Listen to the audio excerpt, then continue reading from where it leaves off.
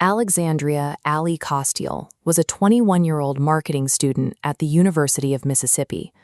Originally from the St. Louis area, she was a fixture of the campus community, teaching fitness classes, participating in the golf club, and maintaining a constant connection with her family back home.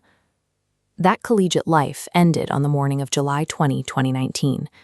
During a routine patrol, a Lafayette County deputy found Ally's body at an abandoned fishing camp by Sardis Lake.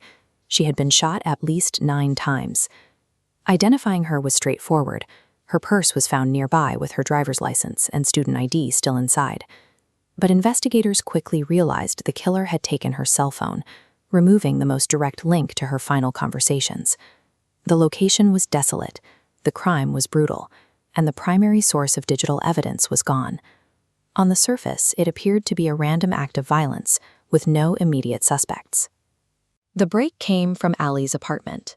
While her phone was missing, her Apple Watch was left behind. Synced to iCloud, it preserved a record the killer thought he destroyed, a complete log of her final text messages.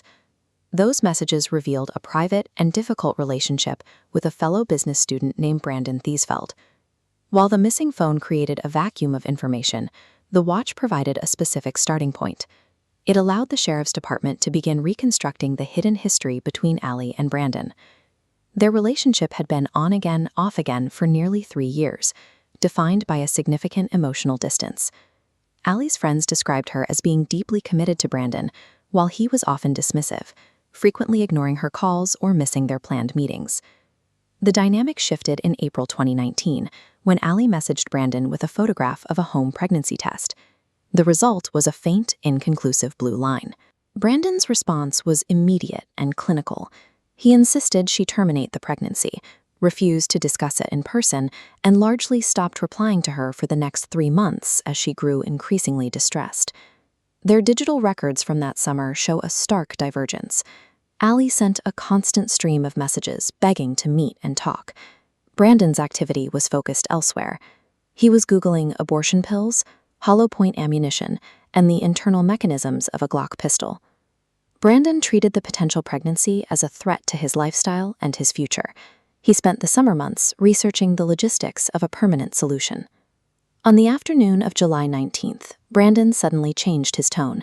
He texted Ally and offered to visit her at home that evening. GPS data tracks their movements with precision.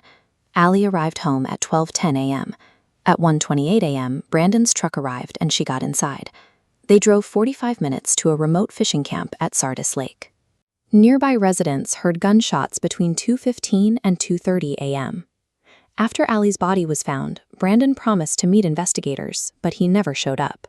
Instead, he began driving north toward Memphis. Police tracked his phone and issued a bulletin for his truck, which featured a distinctive vanity license plate. When he was arrested at a Memphis gas station, police found blood on his clothing and a .40 caliber handgun in the truck. They also recovered a handwritten letter from that weekend. Brandon admitted to having terrible thoughts, stating, "I'm either going to prison or going to die." Brandon had taken the phone to hide his connection to Ally, but he failed to account for the tracking of his own vehicle and the data mirrored on the device he left behind. Brandon Theesfeld was initially charged with capital murder, but to avoid a potential death sentence, he reached a deal with prosecutors. In August 2021, he pleaded guilty to murder in the first degree. He was sentenced to life in prison. While Mississippi law allows for a petition for conditional release at age 65, the sentence ensures he will remain incarcerated for more than 40 years. Following the sentencing, the full scale of the tragedy became clear through the medical evidence. Ally's autopsy confirmed that she was not and never had been pregnant. The months of research, the premeditation, and the 9 shots fired at the lake were a response to a situation that did not exist. Brandon had destroyed 2 lives to escape a problem that was medically impossible.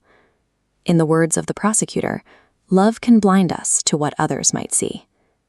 Ally's family continues to honor her by focusing on the spot to the